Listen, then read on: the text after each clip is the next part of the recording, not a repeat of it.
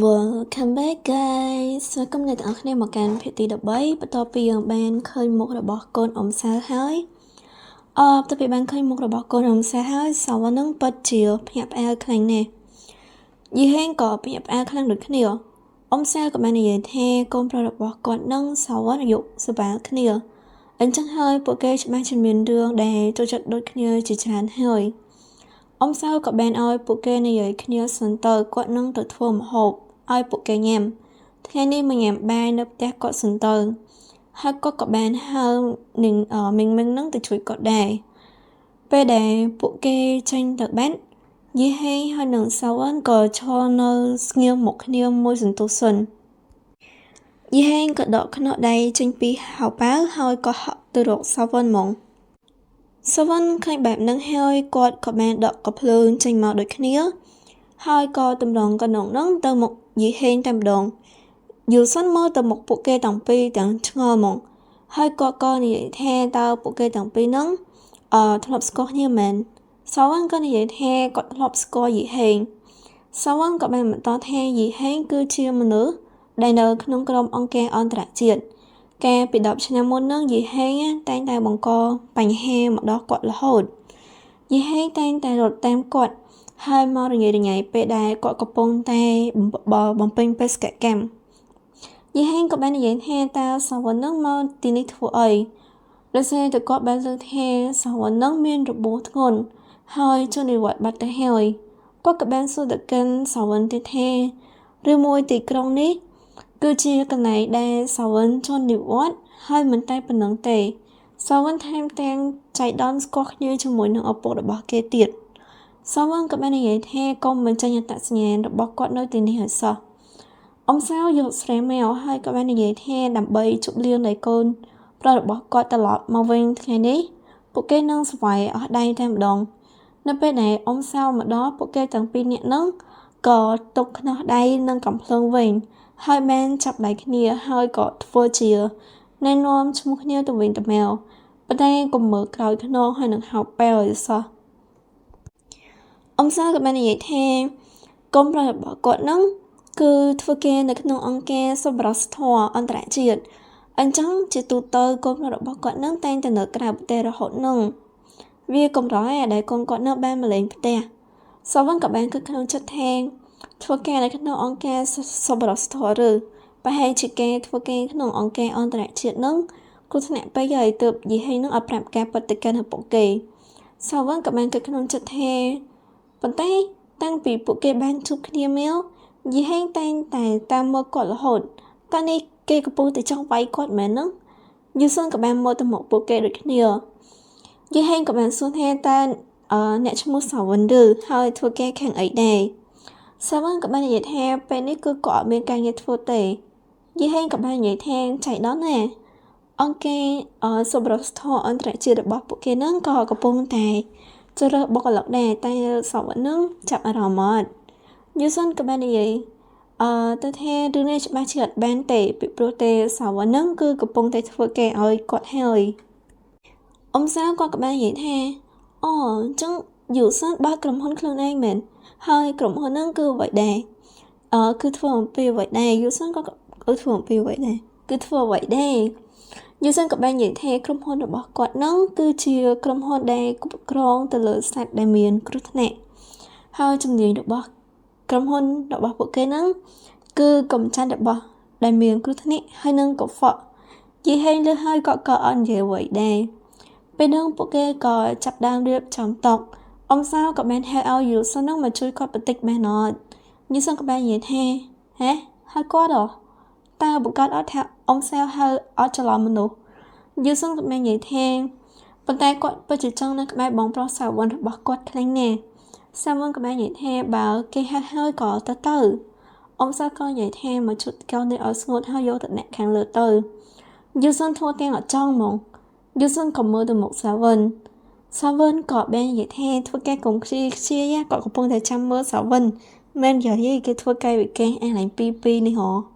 ពេលដែលសាវ៉ាន់អត់ចាប់អារម្មណ៍ក៏ដៃរបស់សាវ៉ាន់ហ្នឹងក៏ទៅជាប់ខ្នោះហើយសាវ៉ាន់ក៏ឡើងឆ្ងល់ហ្មងយូសុនសាវ៉ាន់ឃើញឡើងគៀង ពេលហ្នឹងយូសិនគាត់ឃើញហើយគាត់ចង់ទៅតាមខ្លាំងមែនតើតែអ៊ំសាវគាត់គាត់ប្រាប់ថាកុំភ្លេចលាងចាននេះឲ្យគាត់ផងណែពេលហ្នឹងក៏ឯរបស់យីហេងក៏ត្រូវបានសាវ៉ាន់នឹងក៏វួយសាវ៉ាន់ក៏និយាយថាតើគាត់ចង់ស្លាប់មែនឆាប់ដោះវាចាញ់មុនពេលដែលឪពុករបស់គាត់ឃើញទៅយីហេងក៏បាននិយាយថាគាត់ឡើងមួយនឹងកើតទៅបើតាមចាប់សាវ៉ាន់នឹងគឺជាគោលដៅរបស់គាត់ហើយនឹងឥឡូវនេះគាត់មានឱកាសហើយហើយអ្វីបានជាគាត់ត្រូវឡើងនោះយីហេងគាត់ក៏បានសួរទៅកាន់សាវ៉ាន់ថាហេតុអ្វីបានជាសាវ៉ាន់នឹងមកនៅទីក្រុងនេះតែមិនមែនដោយសារតែគាត់ត្រូវមកចូលនិវត្តន៍ទេត្រូវអត់មើលចោលសាវ៉ាន់គ្រាន់តែបែរទៅមើលកន្លែងផ្សេងតែបន្តិចហ្នឹងណាគាត់ក៏ចាប់សាវ៉ាន់បែនទៅហើយហើយបានជាឥឡូវសាវ៉ាន់ខ្សោយម្លេះសាវ៉ាន់ក៏បានទាញកំភ្លើងនៃគាត់លាក់ទុកនៅកំភ្លើងគាត់ក៏បានទាញកំបិតដែលគាត់លាក់ទុកនៅជើងរបស់គាត់ហើយគាត់ក៏បំរុងនឹងព្រះវាដើម្បីវាប្រហារទៅកាន់យីហេងតែពេលហ្នឹងអ៊ំសោះក៏ងាកមកហើយនិយាយថាហេតុអ្វីបានជាសាវ៉ាន់ហ្នឹងមិននាំយូហេងដើរមើលទីក្រុងនេះសិនទៅដោយសារតែយីហេងហ្នឹងខែមកទីក្រុងនេះយូរហើយឥឡូវទីក្រុងក៏បានផ្លាស់ប្ដូរច្រើនដែរពេលហ្នឹងសាវ៉ាន់គាត់ក៏បានប្ដូរភ្លាមមកជាអោបកយីហេងហើយគាត់ក៏បានប្រាប់ទៅកាន់អ៊ំសោថាតើគាត់ចាំគាត់យកលីហេងហ្នឹងទៅអ៊ំសោក៏បាននិយាយថាមើលទៅពួកគេទាំងពីរហ្នឹងគឺត្រូវគ្នាខ្លាំងមែនតើអ៊ំសោស្រាប់ទៅលើសលេងបែករបស់ហើយនៅពេលគាត់ងាកមកវិញគឺឃើញថាកែវដែលនៅក្នុងដៃយូសុនហ្នឹងប្រែបែកបាត់ទៅហើយយូសុនក៏បាននិយាយថាសុំតអ៊ំសាវផងហើយគាត់ប្រាប់ថាគាត់ឈរប្រើប្រាស់ដៃគាត់រៀងធ្ងន់តិចហើយ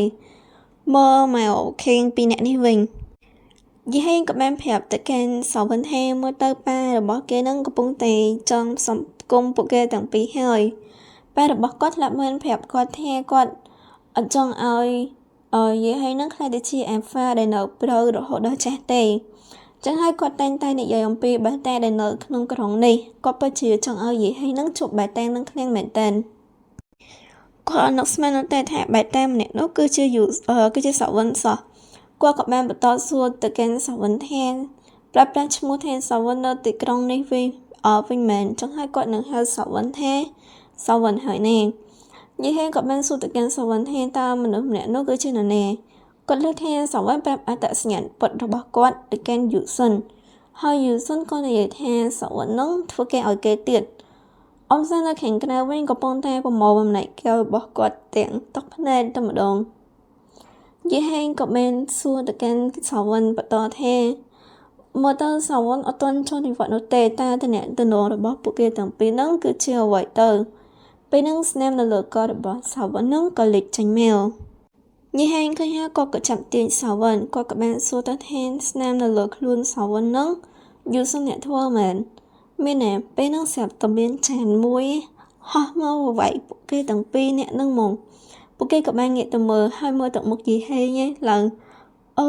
ចាប់មិញបើខ្វះតែបន្តិចទៀតបែកក្បាលគាត់មកយូសុនក៏បានប្រាប់ទៅកាន់អ៊ំសាវថាអើក៏សុំទោសផងអ៊ំដៃខ្ញុំមួយហ្នឹងវារៀងល្អិលឡើងប៊ីសចំក្បាលយីហេងមកអ៊ំសាវវិញក៏ភ្ញាក់ផ្អើលឡើងគាត់បិទមាត់ឡើងចិត្តមកគ្រាន់ប្រើតិចតួចស្ងាត់បោកសែនបោកកែវគាត់អស់សាវ៉ាន់ក៏ប្រាប់ទៅកាន់យីហេងថាឆាប់ដោះខ្នោះដៃនេះចេញទៅបើអត់ចង់ស្លាប់ទាំងពីរអ្នកនឹងនោះទេយូសុនក៏សាវ៉ាន់ក៏បាននិយាយថាយូសុននឹងជាអ្នកគេក៏អត់មានពាក់ព័ន្ធអ្វីជាមួយយីហេងនោះទេយីហេងក៏បាននិយាយថាគាត់អត់នឹងមិនលែងនោះទេបើសាវ៉ាន់អត់ប្រាប់គាត់ថាគាត់ថាយូសុននឹងជាអ្នកគេគាត់នឹងអត់ព្រមដោះខ្នោះដៃចេញពីសាវ៉ាន់នោះទេពេលហ្នឹងប្អូនប្រុសរបស់យីហេងក៏បានប្រាប់ថាគេចង់ទៅជាមួយនឹងពួកគេដែរធ្វើឲ្យពីរអ្នកនោះភ្ញាក់ផ្អើលខ្លាំងមែនតើមីងក៏បាននិយាយថាគេចង់ទៅដើរលេងជាមួយបងប្រុសគេនៅក្នុងក្រុងដែរពេលហ្នឹងយីហេងក៏ដោះខ្នោះដៃចេញពីសាវ៉ាន់នេះឡងលឿនហ្មងយីហេងក៏បានប្រាប់ទៅកាន់មីងនឹងថាអត់ទេមីងអូនឯងអត់អាចដើរលេងជាមួយនឹងពួកបងបានទេតើតាអូនឯងនឹងបើចាំពីគេផ្ទះឲ្យហើយសិនណាសាវ៉ាន់ក៏កំពុងតែមើលបងប្អូនទាំងពីរនាក់នឹងដែលមីងនឹងកំពុងតែសុំឲ្យបងប្រុសរបស់គេនឹងជូនទៅទីក្រុងដោយសារតែវាអត់យុត្តិធម៌ទេពួកគេដើរលេងបានហើយបែរជាទុកឲ្យគាត់នឹងនៅផ្ទះម្នាក់ឯង និយាយគាត់ក៏និយាយនៅតែនិយាយថាតមិននឹងធ្វើកិច្ចការផ្ទះហើយសិនកុំមករករឿងខ្លាំងពេកពេលនឹងយូសិនក៏បានមករកសាវិនយូសិនក៏បាននិយាយថាមនុស្សនៅក្នុងអង្គការអន្តរជាតិនេះពិតជារញ៉េរញ៉ៃខ្លាំងមែនទែនបើសិនជាអញ្ចឹងទៅហើយគាត់គួរតែស្លាប់ម្នាក់នឹងហើយយកសពម្នាក់នឹងទៅកប់នៅខាងក្រោយភ្នំមកនិយាយទៅយូសិនហ្នឹងជួបគេទៅបានមួយថ្ងៃផងគុំគេរហូតដល់រកនឹកឃើញកន្លែងសម្រាប់កប់សពគេឃើញមកហើយនឹងសវណ្ណក៏វិញក៏ភ្ញាក់ផ្អើលខ្លាំងមែនតើក៏បានប្រាប់ទៅកាន់យូសិនថាកុំឲ្យយូសិនហ្នឹង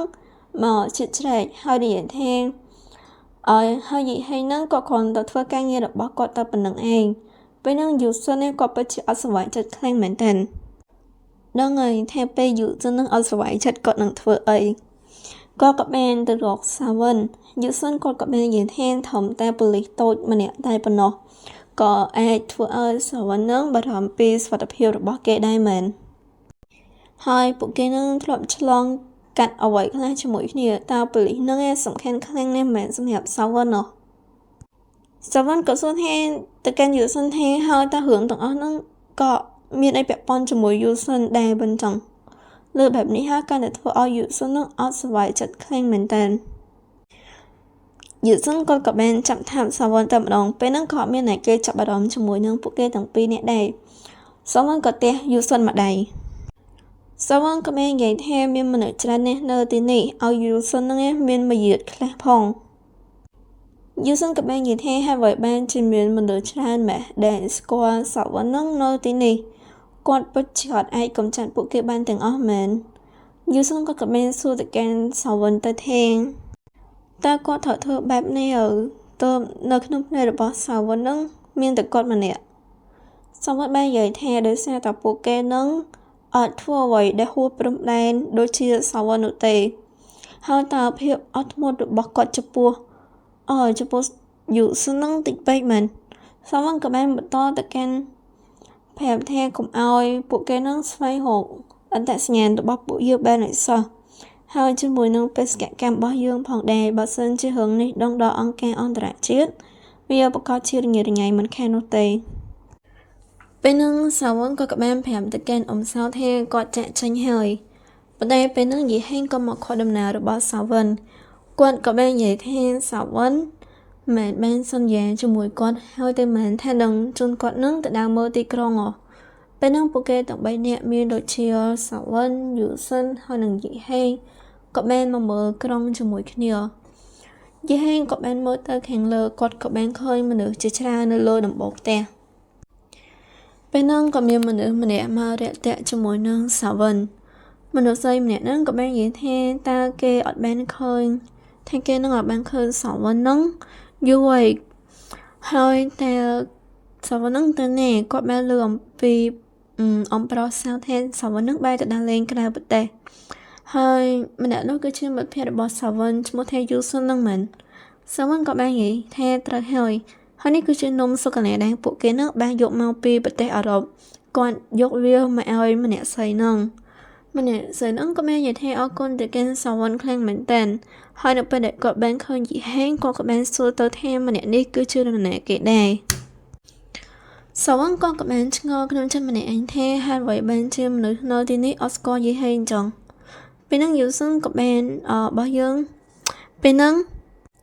យូសិនរបស់យើងក៏បានថាទៅរកកាត់ដៃសាវិនតែក៏ត្រូវបានយីហេងហ្នឹងចាប់អោបសាវិនមុនមិនចាប់អោបទេគឺឲ្យយកសាវិនហ្នឹងទៅចិត្តខ្លួនរបស់គេយីហេងក៏បានសួរទៅថាអត់ចាំគាត់ទេមែនគាត់គឺជាកូនប្រុសរបស់អ៊ំប្រុសដែលជាម្ចាស់ហាងកាហ្វេហើយឥឡូវនេះគាត់ហើយនឹងសាវិនហ្នឹងកំពុងតែតាក់ទងគ្នាហើយគាត់នឹងគឺជាមិត្តប្រុសរបស់សាវិនធ្វើឲ្យយូសិនកាន់តែឆេះដុំបដ යි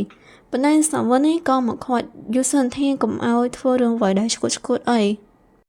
ពេលហ្នឹងម្នាក់ស្រីហ្នឹងក៏បាននិយាយទៅថាគាត់ក៏ស្វែងចិត្តដែរដែលបានឃើញសាវិនហ្នឹងមានគូដូចគេដូចឯងដែរដូចតែសាវិនហ្នឹងនៅតែម្នាក់ឯងយូរហើយគាត់ក៏ចង់ដឹងដែរថាយីហេងហ្នឹងធ្វើការអ្វីព្រោះអីមើលទៅយីហេហើយនឹងសាវិនពួកគេទាំងពីរគឺពិតជាសមគ្នាខ្លាំងមែនទែនម្នាក់ស្រីហ្នឹងក៏ហៅពួកគេហ្នឹងចូលទៅក្នុងហាងរបស់គាត់ដើម្បីអង្គុយនិយាយគ្នាលេងសិនទៅ សវណ្ណទោះបីជាគាត់ដឹងថាយីហេនឹងមានគម្រោងការអីក៏ដោយប៉ុន្តែគាត់ក៏ធ្វើតាមយីហេសិនទៅដោយសារតែគាត់ចង់ដឹងថាយីហេនឹងមានគោលបំណងអីឲ្យពិតប្រាកដតែក៏មើលយូរសិនណាពេលនេះគាត់ឆេះខ្លាំងមែនទែនឡើងចេញភ្លើងពេញខ្លួនហ្មងពេលចូលមកដល់ក្នុងហាងហ្នឹងកាន់តែធ្វើឲ្យយូសិននឹងខឹងខ្លាំងមែនទែនគាត់ក៏បានសួរថាហើយបានជាគាត់ថងអង្គុយຕົកដាច់ដោយឡែកពីពួកគេអញ្ចឹងអមព្រោះម្ចាស់ហាងហ្នឹងគាត់ក៏បាននិយាយទៅថាកុំឲ្យយូសិននឹងទៅរំខានគូស្នេហាថ្មីថ្មោងរបស់គេអីគាត់ចង់ដឹងថាពេលតែទៅលេខប្រទេសអឺរ៉ុបហ្នឹងមានរឿងអ្វីកើតឡើងខ្លះគាត់ពិតជាចង់ឲ្យយូសិននឹងប្រាប់ទៅកាន់គាត់ខ្លាំងមែនទែនយូសិនគាត់បាននិយាយថាគាត់អត់ខ្វល់នឹងរឿងទាំងអស់ហ្នឹងឯងពេលហ្នឹងនិយាយហើយហើយនឹងសវណ្ណក៏បានអង្គុយតុកជាមួយគ្នាយូសិននឹងនៅតែតាមមើលមុខពួកគេរហូតហើយនិយាយហើយនឹងកំពុងតែប្រងបញ្ចុកទៅកាន់សវណ្ណហើយសវណ្ណគាត់ក៏បានសួរទៅកាន់យីហេងថាតើយីហេងនឹងកំពុងតែចង់ធ្វើអ្វីនៅពីក្រោយយីហេងវិញយូសិននឹងខឹងឡើងញ័រខ្លួនហ្មងអ្នកផ្សេងទៀតមើលមកពួកគេនឹងគេថាពួកគេនឹងគឺជាគូស្នេហ៍តែស្វីតហើយនាំគ្នាអៀនហ្មងសវណ្ណមើលទៅមុខយីហេងបន្តិចហើយគាត់ក៏ព្រមញ៉ាំអ្វីដែលយីហេងនឹងបញ្ចុកទៅអ្នកផ្សេងទៀតដែលកំពុងតែញ៉ាំអីនៅក្នុងនឹងក៏បានសឹកសៀវគ្នាថាតាមម្នាក់នឹងគឺជាមិត្តភក្តិរបស់សវណ្ណមែនយូសិនវិញខឹងខ្លាំងមែនទែនច្បាច់តុកដែលគាត់កំពុងតែអង្គុយនឹងឯងឡើងប្រេះបែកហ្មង